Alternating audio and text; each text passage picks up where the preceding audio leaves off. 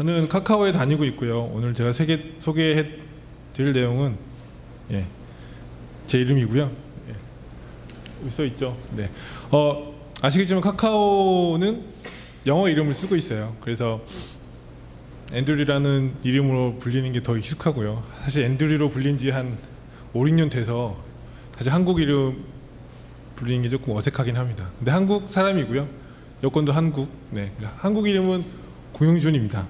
그리고 오늘 제가 얘기해 드릴 주제는 그냥 좋은 말 다 넣어놨어요. 스케일러블에, 네트워크에, 넥스트 제너레이션, 뭐 리소스 스케줄링, 다 넣어놨습니다. 내용은 넥스트 제너레이션 리소스 스케줄링을 위한 스케일러블 네트워크에 대한 그냥 이런저런 얘기들이라고 생각하시면 될 것 같아요.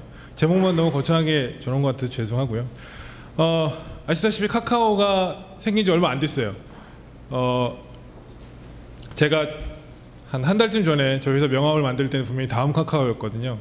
근데 제가 명함 신청하고 이틀 뒤에 회사 사명 바뀐다고 기사가 나서 카카오란 이름으로 사명은 변경이 됐습니다. 하지만 아직 다음에서 있던 서비스들은 계속 하고 있고 여러분들 지금 다음 접속되시죠? 그리고 마리텔 같은 거 다 접속 잘 되실 거예요. 어쨌든 다음 카카오 그리고 카카오 안에는 아주 많은 서비스들이 현재 진행 중이고 그리고 또 뉴스에서 많이 보셨죠. 많이 없앴고 또 반대급부로 많이 만들려고 하고 있어요. 그렇게 하다 보니까 항상 스케일에 대해서 생각을 하게 됩니다. 만약에 아주 사업 궤도에 어느 정도 오른 회사라면 사실 이런 일이 잘 없었을 텐데요. 저희는 항상 뭔가가 없어지고 뭔가가 생기고 하느라고 스케일을 생각을 하게 할 수밖에 없어요. 근데 여러분들 이제 스케일을 키우는 방법은 크게 두 가지가 있죠. 하나는 여기 있는 것처럼 얘가 화나면 변하는 스케일업. 스케일업은 예전에 한번 어떤 분이 그런 얘기를 하시더라고요. 인메모리 DB 클러스터형이 아니라 그냥 싱글노드에서 장사를 하시는 그런 시스템을 파시는 분이 계셨는데 이게 스케일을 키울 수 있냐고 여쭤봤더니 그분이 정말 한마디로 정확하게 얘기했어요. 메모리 더 끼면 됩니다. 그래서 여러분들이 스케일은 무조건 요즘에는 스케일 아웃만 생각을 하시지만 실제로 가장 먼저 하셔야 될 거는 스케일업이에요. 내가 남는 포트가 있는지 아니면 남는 NIC가 있는지 먼저 살펴보시고 내 라우터가 조금 견딜만 하는지를 체크를 하신 다음에 그래도 안 될 경우에는 어쩔 수 없이 스케일 아웃을 택해야죠. 사실은 스케일 아웃 안 할 수 있는 게 가장 좋긴 한데 요즘에 IT도 항상 트렌드가 있죠. IT 트렌드는 어쨌든 하다못해 NFV라는 말이 나오면서 어쨌든 VM 하나를 더 만들어서 뭔가를 하는 형태로 하는 스케일 아웃 형태가 그냥 요즘 유행인 것 같아요. 자, 그럼 스케일업은 이런 뜻을 좀 가지고 있는 것 같아요. 어쨌든 스케일업이든 스케일 아웃이든 아주 눈에 띄는 변화는 좀 없어야 될 것 같다. 뭐 새로 장비를 넣는 대신에 메모리를 끼든지 아니면 예전 같은 경우에 유닉스 시스템은 CPU 시스템 전체를 사는 대신에 CPU 보드를 좀 집어넣고 이러면 조금 더 확장이 가능했었죠. 그런 것처럼 스케일업이라는 뜻은 뭔가 아주 거대한 변화가 별로 없다는 뜻과 두 번째는 싱글 포인트 오브 페일리어, 한국말 어떻게 하는지 잘 모르겠지만 뭔가 한 곳이 무너져서 시스템 전체가 다운되는 일도 좀 없었으면 좋겠다라는 걸 동시에 다 포함하고 있는 것 같습니다. 그럼 네트워크는 뭘까요? 네트워크는 그냥 간단히 생각하면 인터커넥트죠. 여러분들 뭐 컴퓨터나 컴퓨터 아니면 스위치와 스위치 아니면 라우터와 스위치 이런 식으로 존재하는 모든 IT 자원들 내지는 사람들을 다 엮어주는 것들을 그냥 네트워크라고 원래 정의했대요. 이게 제 정의가 아니라 위키피디아에서 슬쩍 가지고 온 겁니다. 그러면 스케일러블 네트워크란 건 과연 뭘까요?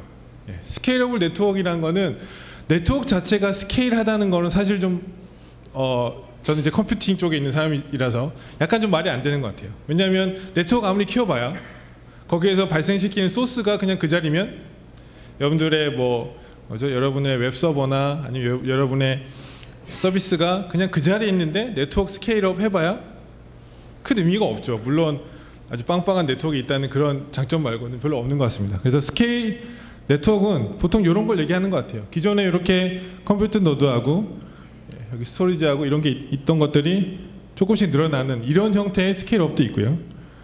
예, 컴퓨팅 자원이 늘어나는 것도 있고, 그리고 네트워크상에서의 스케일아웃은 이런 형태인 것 같아요. 이런 세트들이 점점점 늘어나는 거죠. 그래서 네트워크 패킷 제너레이터라고 불리는, 그러니까 말은 좀 멋있지만 그냥 서버들이 점점점 늘어나는 상황들을 저는 그냥 스케일러블 네트워크라고 했고요. 이게 얼마나 빨리 일어나냐에 따라서 어떤 식으로 대응하느냐가 결정되는 것 같기도 해요. 예, 이렇게 계속 이런 것들이 늘어나죠. 죄송해요, 제가 달려오다 보니까 숨이 좀 차서. 그리고 다음 카카오 내부적으로는 사실 이런 일들이 아주 빨리 계속 일어나고 있어요. 저희 원래 문화 중에 하나가 2x4라는 게 있었거든요. 4명이서 2달 해보고 안 되면 접자. 근데 2달 하다가, 근데 되게 위험하긴 하죠, 그죠? 근데 2달 하다 잘 되면 키우자. 이런 게 있었어요. 물론 저는 그걸 경험하지 못한 세대긴 하지만 어쨌든 그런 것들이 있기 때문에 이런 변화들이 아주 많이 생기고 있었었고요. 그래서 그것 때문에 저희가 아시는 분은 다 아시겠지만 또 오픈스택을 통해서 개발자들이 서버를 증설하는 데 드는 비용이나 부담을 최소한으로 하고 있어요. 그래서 그냥 만들 수 있도록 해놨어요. 그래서 다음 카카오 같은 경우에는 개발자나 아니면 스텝이라고 불리는 개발을 직접적으로 하지 않는 분들도 언제든지 가상 서버를 만들 수 있어요. 뭐 대수도 제한 없고요. 그렇게 풀어놨더니 이런 상황들이 생기는 거죠. 이렇게 쭉 올라갑니다. 실제로 봤더니 여기 까만색 바는 뭐냐면 지운 거예요. 제가 작년 초반에 한번 캠페인을 했습니다. 너무 VM이 많으니까 VM을 지워주시면 카카오에서 뭘 드릴게요. 인형을 좀 드릴게요. 뭐 드릴게요 해서 많이 줄였어요. 줄였는데 그래서 좀 줄여가고 있는 찰나에 합병이 이 시기쯤 된 것 같아요. 2004년 10월달 위주로 해서 일단 인원이 한 3배가 됐어요. 기존에 600명 됐던 회사가 2000명이 넘어가는 회사가 됐습니다. 그래서 VM 생성률이 쫙 올라가는 것들을 볼 수 있어요. 이거는 지금 4월 자료고요. 지금 현재 자료는 상승률이 더 가파르게 올라가고 있어요. 그리고 그냥 재미로 한번 이게 그럼 얼마 정도 돈을 쓰는 거냐 일반적으로 생각했을 때, 그래서 AWS의 컴퓨팅 쪽 그 가격이 있습니다. EC2의 그 CPU 가격만으로 해서 한번 뽑아봤어요. 그랬더니 여기 보시면 한 4,500, 저희는 밀리언 크레인이라고 하는데 그냥 45,000달러 정도라고 생각하시면 돼요. 그게 언제였냐면 2015년 4월 자료예요. 근데 지금은 이거의 한 3배 정도 쓰고 있어요. 즉 VM 서비스로만 이미 만약 이걸 AWS에 올렸다면 한 월 몇억 정도 나가는 규모로 있습니다. 그러면 저희가 VM이 몇 대 있을까요? 저희 한 3,000 VM 정도 있어요. 오픈스택에만. 클라우드 스택은 없고 vSphere 조금 좀 더 많아요. 어쨌든 상당히 많은 VM 수가 돌아가고 있고요. 총 해서 한 거의 10,000VM인데 이게 어느 정도 수준이냐면 여러분 퍼블릭 클라우드 있죠. 퍼블릭 클라우드 완전 유명한 AWS 말고 그냥 중소 퍼블릭 클라우드도 되게 많아요. 특화된 클라우드들도 있는데 뭐 게임 클라우드나 아니면 이런데 에서 실제적으로 퍼블릭 클라우드라고 서비스하는 데서 보면 VM이 한 10,000대 정도 돼요. 그러니까 상당히 큰 규모가 지금 돌아가고 있죠. 이걸 몇 명이서 관리할까요? 몇 명이서 할까요? 2명이서 하고 있어요. 저는 안 하고 있어요. 저는 상당히 귀한 몸이라 아니에요, 농담이에요. 상당히 잘하는 친구들이 지금 커버를 하고 있고요. 2명이서 내지는 3명이서 가능했던 가장 큰 이유는 대부분의 인프라나 아니면 대부분의 모니터링 시스템들이 거의 자동화되어 있어요. 그래서 VM이 다운이 되거나 네트워크에 문제가 생기면 바로 어럴트가 들어오고요. 생성하다 문제가 생기면 어럴트가 들어오고, 그래서 그때마다 처리를 하고 있습니다. 자, 어쨌든 이렇게 리소스가 계속 늘어난다는 거는 스케일이 계속 늘어난다면 반대로는 리소스가 디플릿 된다는 얘기예요. 뭔가 모자랍니다. 그렇죠? 땅이 막 갈라지듯이 쩍쩍쩍 갈라져요. 그래서 저희도 어떤 상황들이 생기냐면 항상 하다 보면 자원이 모자라요. 그래서 그냥 아무 생각 없이 이번에 한 몇십 대 넣어놨으니까 오래 가겠지라고 한 달 지나면 거의 다 써버린 형태가 되게 많이 있습니다. 그래서 저희가 내린 결론은 리소스들은 그게 CPU이든 메모리이든 스토리지든 결국엔 다 고갈된다. 개발자들의 어떤 그 서버에 대한 욕심과 그 다음에 사업을 하기 위해서 실제로 써야 되는 리소스들이 항상 어느 정도 이상은 계속 소진이 되기 때문에 결국에는 없어져요. 모자라게 됩니다. 그리고 걔네들이 항상 이렇게 뭔가 불일치가 생겨요. 서버로 예를 들면 VM 서버 서비스를 하다 보면 CPU가 모자란 곳에 모자란 곳도 있고요. 어떤 곳은 메모리가 좀 모자란 곳도 있고 어떤 곳은 스토리지가 모자란 곳도 있어요. 그래서 이걸 뭔가 다시 이렇게 레고 블록 맞추면 잘 될 것 같은데 그걸 하기가 좀 어렵죠. 라이브 마이그레이션이나 마이그레이션이 좀 없을 경우에. 그래서 이거를 맞추려면 결국엔 모든 자원들이 다 이렇게 리밸런싱이 가능하도록 설계가 돼야 돼요. 근데 의외로 CPU나 스토리지 부분은 되게 쉬웠어요. 이런 얘기하면 되게 거짓말 한다고 얘기하시겠지만 다른 거에 비해서 좀 쉬웠다는 얘기고요. 여러분들 IP를 생각해 보시면 IP에 비해서는 좀 쉬웠어요. 저희는 내부적으로 SDN을 쓰지 않고 있어서 각각의 VM이 특정 IP 대역을 가지고 생성을 하도록 되어 있었는데요. VM은 마이그레이션 할 수 있지만 IP는 상당히 까다로운 리소스라는 걸 알게 됩니다. 그리고 IP도 언젠간 다 소진되는 거예요. 저희도 이렇게 막 만들어놔서 이렇게 했는데 IP가 모자라서 서버를 못 만드는 경우가 되게 많이 생겼었어요. 그래서 IP가 생각보다 근데 IP는 여러분 생각엔 그냥 주면 되잖아요. 되는 거라고 생각하고 있지만 실제 IP를 관리하는 쪽에서는 IP가 상당히 까다로운 자원이라는 걸 알게 됩니다. 일단 서브넷을 기준으로 하게 되면 서브넷을 나누는 가장 큰 이유는 브로드캐스트 도메인을 줄이려고 하는 거죠. 그래서 조금 좀 쪼개놓으면 서브넷에 들어가는 IP 카운트도 제한이 되고요. 서브넷이 있다는 얘기는 중간에 라우터 또는 게이트웨이가 있어서 게이트웨이가 있는 곳까지 연결이 되지 않으면 이 IP가 쓸 수가 없어요. 그래서 IP의 위치 자체도 그리고 지역성이 분명히 있는 형태로 되는 것 같았어요. 그래서 요것들을 이 IP를 다루는 게 점점 더 까다로워졌다. 그래서 죄송해요. 그래서 저희가 결론을 냈죠. 요대로는 안 되겠다. 그래서 올해 5월 달에 SDN without SDN이라는 상당히 공격적인 주제로 해외에서 발표를 했어요. 그런데 국내에서는 아무도 모르시더라고요. 오픈스택을 좀 경험하셨던 분들은 제가 가서 국내 1호로 발표를 하고 왔거든요. 반응이 상당히 안 좋네요. 그렇습니다. 그래서 SDN without SDN이라는 제목에서 뭘 했냐면 기존에 여러분들 IP 보면 이게 10.0.0.1인데요. 좀 다르죠? 슬래시 여러분들 보통 쓰는 게 25, 24, 27, 30 뭐 이 정도 쓰시죠?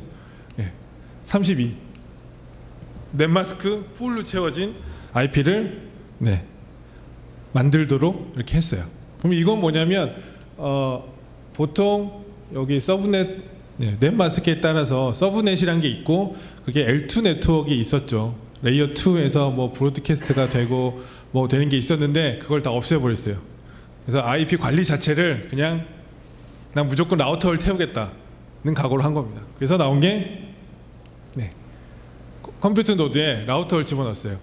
그래서 VM은 32비트 네트워크 IP를 받고요. VM에서 나오는 네트워크는 모두 라우터를 통해서 나가도록 이렇게 해놨습니다. 이게 제 그 발표 내용이고요. 요거에 대한 자세한 내용은 사실 유튜브에 다 올라와 있어요. 근데 제가 조회수 확인해 보니까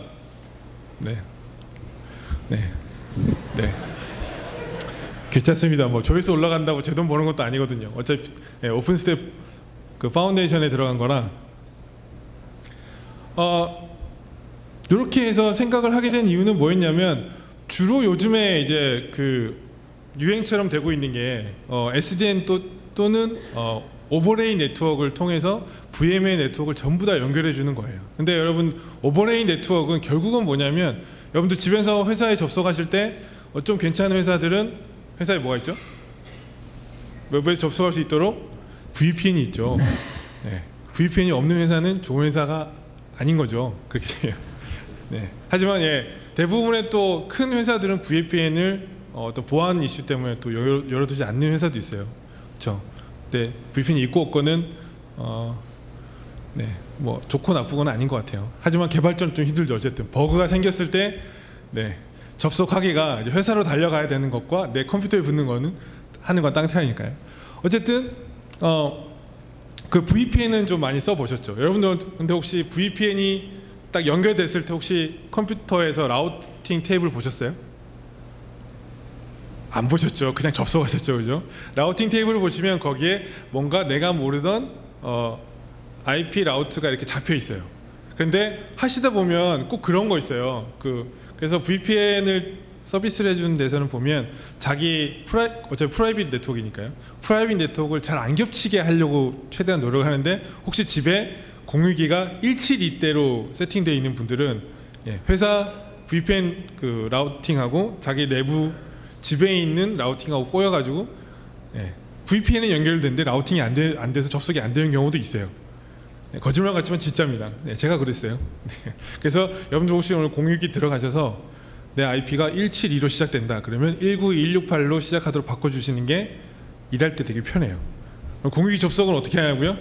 네, 거기 매뉴얼 보시면 있어요. 제가 그 메이커도 아니고. 그리고 제발 그 공유기에 패스워드 좀 걸어서 써주시면 좋겠어요. 얼마 전에 저희는 거기다 저 같은 경우는 패스워드를 다 걸어서 쓰고 있거든요. 근데 얼마 전에 옆집인지 윗집인지 모르겠지만 무선 AP를 패스워드를 안 걸고 하는 거예요. 예전 같으면 근데 그냥 넙죽 썼을 거예요. 그냥 웬일이냐고. 근데 요즘에는 겁나요. 저기다가 무슨 툴을 깔아서 이거 내 패스워드를 다 보려는 게 아닌가. 어쨌든 VPN 얘기를 왜 들었냐면 요즘에 오버레이 네트워크는 대부분 실제로는 물리적으로 엄청나게 떨어진 컴퓨터인데 얘네들을 VPN이라고 하면 좀 없어 보이니까 터널이라는 걸로 이 끝과 이 끝을 다 연결시켜놔요. 그래서 마치 이쪽 컴퓨터에서 저쪽 컴퓨터로 갈 때 마치 내가 로컬 네트워크에 있는 것처럼 해줍니다. 그래서 마치 L2 네트워크를 쓰는 것처럼 이렇게 돼 있어요. 근데 실제로는 어떻게 하죠? 가다가 터널을 타고 인터페이스 타고 쭉쭉쭉쭉 가서 이게 만약에 서울, 이게 만약에 샌프란시스코면 어디 쭉 저기 해저 케이블 갔다가 이렇게 와요. 그러면 L2 네트워크를 쓴다 하더라도 전혀 이점이 없죠. 여러분들 기본적으로 알고 계시는 상식 중에 하나가 L2 네트워크는 빠르죠. 그렇죠? L2 하면 빠르니까 L2고 잠깐만 L3 하면 라우터는 뭐랄까 L3 하면 느린 거 아니야? 이런 상상을 하고 계시지만 실제로 이게 L2로 연결되어 있지만 얘가 볼 때 뭐 좋은 게 하나도 없어요. 게다가 게이트웨이 한번 생각해 볼까요? 여러분 L2 네트워크 쓰시면 여러분들한테 컴퓨터를 받으면 썸넷 받고 그렇죠? 여러분들한테 네트워크는 특정 IP와 서브넷과 게이트웨이죠. 그리고 조금 더 가서는 DNS 받았는데 게이트웨이가 여기서 어디에 있어야 될까요? 게이트웨이가 여기에 만약에 게이트웨이가 존재하면 이쪽 서버는 이렇게 타고 와서 이렇게 가요. 부산에 있는 애가 서울 게이트웨이를 타는 형국이죠. 다만 요즘에 얘기하는 오버레이 네트워크는 다만 그 DC 안에서 이루어지는 거라 사실은 그런 부담은 좀 없긴 해요. 그런데 VPN의 특징은 또 뭐죠? 뭔지 모르겠지만 안전하잖아요. 그죠? 암호화 돼 있어요. 근데 암호화를 하면은 어떻게 되죠? CPU를 쓰죠. 그래서 속도가 조금 느려요. 그러니까 근데 데이터 센터 내부적으로 쓰더라도 속도가 느리면 안 되니까 요즘 같은 경우에는 터널을 하면서도 인크립션을 다 꺼버립니다. 아니면 인크립션을 NIC 레벨에서 오프로딩 시킬 수 있는 특별한 카드를 사서 붙여요. 제가 뭐 어느 제조라고 말씀 못 드리겠지만 근데 어떠죠? 가격이 조금 올라갑니다. 근데 클라우드는 전형적으로 적게 투자하고 많이 뽑는 산업이죠. 그래서 하나라도 싸게 만드는 게 좋겠다는 게 저희의 생각이었어요. 그래서 저희 과감하게 사실 오픈스테이 전부 다 터널로 다 연결돼 있거든요. 다 버리고 이거 안 쓰고 아까 제가 했던 그 모델로 또 갈아탔어요. 자, 그럼 어떤 일들이 벌어지냐면 이게 렉이라고 생각하시면 렉에 저희는 어베일리티 존이 있거든요. 그러면 VM이 여기 있는데 이런 식으로 처음에 올라와요. 라우팅이 이렇게 타고 올라와서 요쪽 네트워크에 너 VM 여기 있네? 이렇게 올라와요. 근데 VM은 마이그레이션 시키면 이게 전부 다 다이내믹 라우팅 프로토콜로 다 돼 있거든요. 그러면 야 없어졌어. 다시 이렇게 쭉 올라옵니다. 이쪽으로. 그래서 VM이 지금 보면 근데 여러분 라이브 마이그레이션 할 때 가장 어려운 게 뭐죠? 라이브 마이그레이션 자체도 되게 어렵지만 IP가 바뀌어요. 그렇죠. 그래서 AWS 같은 경우에는 뭘 쓰죠? 플로팅 IP라는 걸 써서 떼놨다가 마이그레이션 시키고 아니 딴 데로 옮겨놔서 다시 플로팅 IP를 붙여요. 근데 지금 딱 보면 IP가 안 변했죠. 네, 다시 볼까요? 네, 여기 100점, 10점, 10점, 100.2 10점, 10점, 100점이 맞죠?가 옮겼는데 그대로 물리적으로도 옮겨졌는데 그냥 똑같이 돼 있어요. 그러면 네트워크 팀은 뭐만 하면 되냐면 여기에 라우터들 세팅만 해주면 되고요. 그리고 VM들은 아니죠. 컴퓨터 노드들은 그냥 거기서 라우팅만 계속 올려주면 돼요. 그리고 만약에 보안이 필요하면 ACL만 걸어두면 됩니다. 자, 그런데 이거를 저희만 하느냐? 그럼 좀 이상하겠죠. 항상 혼자가 아닙니다. 그 칼리코라는 제품이 나왔어요. 칼리코라는 메타스위치에서 나온 제품이 있는데 이 친구들이 올해 3월인가 2월부터 이 제품을 내놨어요. 그래서 똑같이 오픈스택이나 아니면 하이퍼바이저 내에서 라우팅만으로 네트워크가 처리되도록 이렇게 해놨습니다. 그래서 제가 저번에 컨퍼런스 갔을 때 잠깐 만나서 얘기를 했는데 이 친구들은 제가 한 걸 보고 오히려 더 놀라더라고요. 왜 놀랐겠어요? 잘했으니까 놀랐겠죠. 그 친구들이 썼던 거는 조금 달랐어요. 저희랑 모델은 약간 달랐는데 어쨌든 괜찮은 얘기를 좀 했습니다. 그리고 얘 같은 경우는 아직 좀 이슈가 있긴 해요. 근데 뭐 제가 남의 제품 저만 좋으면 되죠, 그죠? 남의 제품 뭐 깔아보기도 좀 그렇고. 그리고 큐뮬러스라는 혹시 큐뮬러스 아시는 분 계세요? 베어메탈 스위치 쪽에 들어가는 OS를 개발하는 회사인데 큐뮬러스에서도 비슷한 것들을 하고 있어요. 그렇게 해서 L2 네트워크의 원래 문제점은 거기에 아주 많은 인스턴스나 아주 많은 서버가 붙게 되면 플러딩 이슈, 그 다음에 ARP 테이블 이슈, 그리고 커넥티비티 이슈, 그 다음에 라우팅, 게이트웨이 이런 이슈가 있었는데 결국은 라우터로 다 처리해봤어요. 여러분들은 잘 못 느끼실 수도 있지만 네트워크 쪽에 계신 분들은 이미 라우터는 스케일러블한 네트워크를 처리하는데 아주 잘 돼 있어요. 그래서 예를 들면 L2 네트워크에서는 똑같은 IP가 올라오면 뭐죠? IP 충돌이죠. 왜냐하면 ARP 테이블에 2개가 들어오는 거거든요. 근데 라우터에서는 IP 2개가 올라오면 그거를 어려운 말로 그냥 ECMP라고 해요. Equal Cost Multipassing이라고 해서 IP가 이쪽에도 있네 저쪽에 있네 그럼 이쪽으로 보냈다가 저쪽으로 보냈다가 돼요. 그런 것처럼 이미 라우터에서는 효과적으로 그런 문제들을 처리하고 있었어요. 왜 그럴까요? 인터넷이 그렇거든요. 인터넷이 그렇게 돼 있죠. 이쪽으로 갔다가 저쪽으로 갔다가 그렇죠. 여러분들 요즘에는 구글이 잘 안 끊기죠. 한때 구글이 엄청 잘 끊긴 적도 있었어요. 한 10몇 년쯤 전에. 근데 요즘에는 해저 케이블이 끊어져도 다른 데로 우회를 시키고 그래서 고장 감내성도 있고 그렇죠. 그리고 자기가 내부적으로 로드 밸런싱 기능도 있어요. 훨씬 더 좋은 기능들이 많이 들어 있어요. 라우터에는. 그래서 여기 네트워크 밴드 회사도 오실 수도 있죠. 그 회사에서는 라우터를 팔아서 상당한 이득을 많이 봤었죠. 또 비싸긴 했었고. 근데 그게 이제는 컴퓨팅 노드까지 내려온 거예요. 그리고 원래 내려왔었어요. 저희는 그냥 썼을 뿐이고요. 사실 이전에 구글에서도 다 쓰고 있는 거예요. 이런 류의 컨셉은. 그럼 이제 이게 무슨 말이 되겠어요? 저희가 구글 정도? 웃자고 하는 얘기입니다.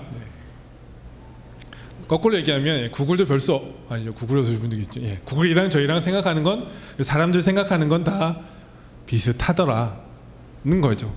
자, 그러면 넥스트 제너레이션 리소스는 뭘까요? 여러분들 요즘에 아시죠? 넥스트 제너레이션은 뭐겠어요? IT의 넥스트 제너레이션이면 예전엔 VM이었다면 이제는 그냥 컨테이너예요. 그냥 말만 이렇게 좀 포장했지만 컨테이너의 특징은 뭘까요? 컨테이너는 여러분들이 모든 IT 리소스를 표준화하기 위해서 사용하는 거예요. 커스터마이제이션이 아니에요. 이제 여기 보면 별로 안 변하는 거기 안에 여러분들 뭐 파이썬이나 루비, 자바 아니면 어떤 패키지들을 깔아 놓고요. 거기 걔네들은 그것만 돌리는 거예요. 그리고 거기에 필요한 로깅이나 락킹이나 멤버십 그 다음에 서비스 와처들은 별도로 여러분이 인프라 시스템이나 아니면 플랫폼에서 제공을 해주지 않으면 사실은 이 컨테이너만으로는 큰 의미는 없어요. 여러분 도커 같은 거 좀 띄워보셨죠? 띄우니까 인데 근데 조금 더 넓게 생각해 보시면 가장 쉽게 생각할 수 있는 게 얼마 전에 그 나왔던 그 히어로라는 애니메이션 있죠. 히어로 6라는 애니메이션 있잖아요. 히어로 6편이 아니라 영웅 6명 히어로 6. 네, 저희 아이는 1편부터 지금 5편까지 찾아달라고 난리인데 히어로에 보면 거기에 되게 재밌는 게 하나 나오죠. 마이크로봇. 네, 그거라고 생각하시면 돼요. 마이크로봇 하나 그 셀 단위를 그냥 컨테이너라고 생각하시면 됩니다. 자, 그럼 컨테이너의 특징은 아까 표준화라고 했죠. 왜 표준화를 시킬까요? IT 비용을 최대한 낮추려고 하는 거예요. 그리고 컨테이너가 되면 여러분들 혹시 해운 쪽에서 일해보신 분 계세요? 컨테이너는 딱 그 사이즈가 정해져 있죠. 그리고 하적장도 딱 그 컨테이너 사이즈만큼만 옮기고 내리고 할 수 있게끔 돼 있어요. 그래서 해운에서는 어떻게 하냐면 예를 들면 저희가 어디죠? 뭐 서울에서 미국으로 보낼 때 비행기 그냥 한 방에 가잖아요. 근데 해운사들은 어차피 다 표준이니까 거기서 가장 싼 루트를 찾아요. 그래서 어디서 내렸다가 그다음에 다시 들고 가서 어디로 가지고 가고 또 거기서 들고 가서 어디로 가져가고 그래서 시간은 조금 걸릴 수도 있지만 어쨌든 최적의 경로를 그런 식으로 찾고 있어요. 근데 여러분의 IT 리소스가 그 정도로 표준화되어 있다면 어떻겠어요? 지금은 여러분들이 AWS 그리고 어디죠? 저기 구글, 그다음에 렉스페이스 이런 친구들이 서로 이미지가 호환이 안 돼요. 그래서 구글에 올렸던 거는 AWS에 못 올리고요. 이렇게 돼 있죠. 근데 컨테이너라는 형태로 표준이 되면 어떨까요? 이제 공은 여러분들한테 있는 거예요. 서비스 제공자들은 그냥 표준만 제공할 수밖에 없어요. 그러다가 어떻게 컨셉을 조금 더 발전시키면 구글에서 돌리다가 구글이 좀 비슷해졌어요. 그럼 AWS로 가는 거예요. 전혀 문제 없이 갈 수 있어요. 물론 지금은 안 돼요. 지금은 안 되지만 그렇게 할 수 있겠죠. 어쨌든 컨테이너는 무조건 스탠다드화예요. 거기서 뭐 커스텀이 들어간다면 그건 뭔가가 잘못된 겁니다. 그래서 나는 뭐 로깅을 하기 위해서 SSH 들어가야 돼. 나는 뭘 하기 위해서 뭘 깔아야 돼. 절대 안 돼야 돼요. 그래서 여기 보면 로깅 시스템이 별도로 있죠. 여기 그리고 락이나 멤버십 관련한 건 또 별도로 들어가 있어요. 이런 것들을 이제 다 누가 제공해 줘야 되냐면 개발자가 아닌 곳에서 다 제공을 해줘야 돼요. 무슨 얘기죠? 개발해야 된다는 얘기예요. 인프라 쪽도 이제는 틀렸어요. 이제는 힘들어졌어요. 무조건 개발입니다. 자, 그래서 예전에는 이런 거 했었어요. 나는 야 진짜 크고 빠른 서버 줘 라고 했지만 이제는 이렇게 하는 거죠. 나는 30코어짜리 30기가짜리 그리고 750Mbps짜리 컨테이너를 줘. 아니면 리소스를 줘. 이제 이런 식으로 될 겁니다. 근데 이게 이미 구글에서 이렇게 하고 있어요. 구글이 항상 그런 면에서는 거의 첨단을 달리고 있죠. 왜냐하면 이미 다 겪어왔거든요. 자, 그래서 그런 컨테이너를 관리하기 위한 리소스들이 엄청나게 나오고 있습니다. 여기 보시면 도커는 이제 컨테이너 자체고요. 그걸 관리하기 위한 뭐 메소스, 쿠버네티스, LX도 컨테이너죠. 또 어디가 뭐 하나 더 있어야 되는데 하여튼 오픈스택까지도 컨테이너를 관리하려고 하고 있어요. 자, 그럼 단적인 예로 얘는 쿠버네티스에서 제공하는 네트워크 모델입니다. 여기 보시면 뭔가 도커 같은 게 있고요. 거기에 미니어라는 서버가 있고 그리고 쿠버네티스 프로시가 있고요. 거기에 도커들이 있어요. 즉 도커 네트워크는 별도로 만들어 놓고 그것들을 서로 연결시키기 위해서 항상 프록시를 타도록 돼 있어요. 그리고 컨테이너가 여기 어디 안에 생기면 이 컨테이너 지금 IP가 좀 다르죠. 이 IP에 갈 수 있도록 이 미니언들의 앞에서 프록시가 전부 다 그쪽으로 뭐 D낫을 하던 S낫을 하던 이런 식으로 다시 보내줍니다. 그러면 딱 봐도 좀 네트워크가 나이스하지 않죠. 일단 프록시가 만약에 날아가면 어떻게 될까요? 프록시가 날아가면 큰일 나고요. 그리고 프록시 자체 때문에 속도가 좋지 않겠죠. 그리고 개발자들은 그리고 최소한으로 원하는 건 뭐냐면, 여러분 개발자들은 어때요? 일단 내 IP에 핑 또는 HTTP나 요즘엔 CURL로 한번 접근하고 싶어 하죠. 네. 다이렉트 접근이 되게 어려워요. 그리고 쿠버네티스 자체로는 실제로 이 프록시를 다 쓰기 위한 어떤 메커니즘을 제공하지 않아요. 이거는 여러분들이 만들거나 아니면 이런 류의 툴들을 쓰셔서 하셔야 돼요. 그래서 오픈 vSwitch에다가 GRE, VXLAN 같이 터널 막 덕지덕지 붙여서 하던가, 아니면 플라넬도 결국엔 VXLAN 터널 붙인 거거든요. 아니면 위브는 지금 무슨 터널인지 모르지만 전부 다 하여튼 오버레이를 쓰고 있어요. 오버레이를 쓰게 되면 가장 단점은 뭐냐면, 사실 오버레이 좋아하시는 분도 되게 많으니까 저희 입장에서의 가장 단점은 퍼포먼스가 안 좋아요. 제가 한번 이 플라넬은 이런 형태로 구성이 되어 있어요. 플라넬 가지고 한번 테스트를 해봤는데, 맥시멈 해봐요. 저희가 일반적으로 쓸 수 있는 오프로딩 다 쓰고 해봐야 3GBps가 안 나왔어요. 그런데 갑자기 얘가 어느 버전이 나왔는데 5GBps까지 나온대요. 그래서 봤더니 뭐였냐면, 이쪽에서 지금 처리하는, 여러분 OVS하고 혹시 오픈플로우 좀 아세요? 오픈플로우 보시면, 오픈플로우는 항상 두 가지 룰셋이 있어요. 프로액티브와 리액티브 룰셋이 있습니다. 그래서 OVS에 패킷이 들어오면, 리액티브는 뭐냐면 그걸 받아서 컨트롤러에 한번 갔다 와요. 야, 패킷 들어왔는데 이거 어디로 보낼래? 어디로 보내야 되지? 그래서 컨트롤러에서 받아옵니다. 근데 딱 봐도 속도가 느리겠죠. 그래서 프로액티브는 뭐냐면 미리 여기 안 갔다 오도록, 예를 들면 스위치에서 라우팅 걸어놓은 것처럼 이렇게 미리 해주는 거예요. 근데 플라넬이 그 프로액티브 방식을 써서 50%를 또 개선을 했어요. 즉 어쨌든 지금 쓰기는 좀 어려워요. 하지만 여러분들이 만약에 AWS에서 쓴다 그러면 사실은 쓸만합니다. 왜냐하면 AWS 자체가 제공하는 속도가 그렇게 높지 않거든요. 그래서 거기서는 쓸만해요. 몇십 메가나 몇백까지 나오는 것 같아요. 몇백 메가바이트까지 나오지만 저희 IDC 내에서 돌려야 되니까, 항상 이럴 때 되게 어려워요. 무슨 얘기냐면, 저희에 맞지 않는다는 얘기를 하는데 마치 비난하는 것처럼 들리면 안 돼서, 저희한테 맞지 않았어요. 그래서 좀 생각을 했죠. 그러면 오버레이는 터널이고 VPN이고 그러면 속도가 느려지고, 그리고 L2 커뮤니케이션이긴 하지만 지금 전부 다 L2거든요. 속도가 그렇죠. 그러면 속도도 그렇고요. 그리고 복잡하면 어떻게 할 거냐. 예를 들면 여러분 VXLAN은 뭘로 동작하는 줄 아세요? 멀티캐스트로 동작해요. 혹시 멀티캐스트 디버깅 해보셨어요? 아니, 여러분한테 하라고 하면, 저한테 하라고 하면 전 못할 것 같아요. 저는 사실 네트워크 한지 얼마 안 됐어요. 2년 조금 넘었는데 못해요. 그래서 복잡함이 정말 이루 말할 수 없습니다. 그래서 그러면 다시 컨테이너가 가지고 있는 네트워크의 성질을 좀 바꿔보자. 아까 컨테이너 IP는 라우팅이 되지 않는 별도의 내부 IP만 가지고 있는데, 무슨 얘기냐면 그거를 라우팅이 되는 IP로 한번 바꿔보자. 그러면 뭐가 필요 없겠어요? 이런 거 다 필요 없어요. 프록시, VXLAN 다 필요 없습니다. 그냥 할 수 있겠죠. 그렇지만 겁나잖아요. 근데 항상 그러듯이 우리는 혼자가 아닙니다. 이미 하고 있는 또 그룹이 있어요. 어디냐면 이건 미도넷이라는, 거기서 받아온 그림인데요. 미도넷, 요즘에 도커에 립넷이라는 라이브러리가 들어왔어요. 그래서 립넷을 통하면 외부에서 IP 리소스를 받아서 컨테이너에 넣을 수 있는 이제 방법이 열렸습니다. 그래서 뭐 이벤트 보고 있다가 컨테이너가 어디가, 얘가 아마 컨테이너일 텐데, 컨테이너가 생성이 되면 거기다 베스페어 연결하고 IP 주고 마치 컨테이너용 DHCP처럼 동작할 수 있는 라이브러리가 나온 거죠. 그런데 이거는 아직 익스페리멘탈 버전이긴 해요. 근데 아마 메이저 벤더들이나 아니면 개발자들이 여기에 많이 지금 달라붙어서 작업을 하고 있어서, 사실 도커 쪽의 그 레파지토리는 커밋되는 속도가 상당하거든요.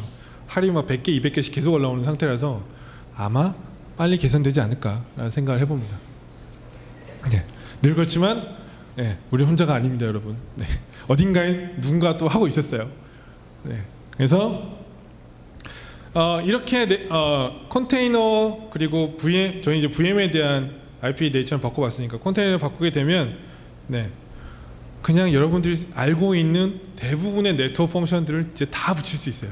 뭐 라우터, 게다가 저희는 어떻게 하겠어요? 또 L2C를 하니까 네, 뭐 상상하시는 그대로 하겠죠. 그러면 예, 일반적으로 인터넷을 완벽하게 만들기 위해서 썼던 기술들을 여기서 다 쓸 수 있어요.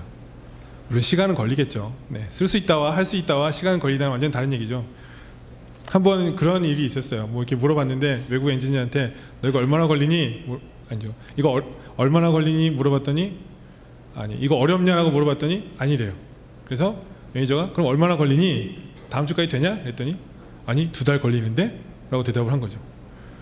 그래서 매니저가 이제 화가 났죠. 아니 말장난을 하는 거냐? 왜 어렵지도 않은데 2달 걸리니? 다시 얘기하니까 이 친구가 이건 그냥 어려운 일은 타임머신 같은 게 어려운 거고 이거는 시간이 오래 걸리는 일이다라고 얘기를 하더라고요. 어쨌든 얘도 이제 시간만 좀 있으면 컨테이너도 지금 VM 네트워크 정도로 다 올라올 것 같아요.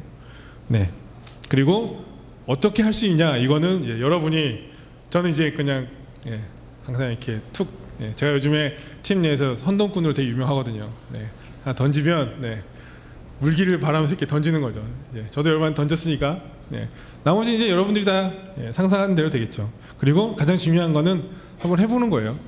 그렇죠? 그러니까 저희는 한번 해보기 위해서 내부적으로 이런 거 만들어놨어요. 만들어서 K필드라는 걸 만들어서 VM, 오픈스택 그냥 한 번에 멀티노드로 다 만들고요. 컨트롤러 2개, 컴퓨터 노드 2개, 네트워크 노드 하나, 스토리지 하나, 라우터까지. 매번 커밋이 올라올 때마다 이게 다 만들어져요. 그리고 개발자도 이걸로 하고 있고요.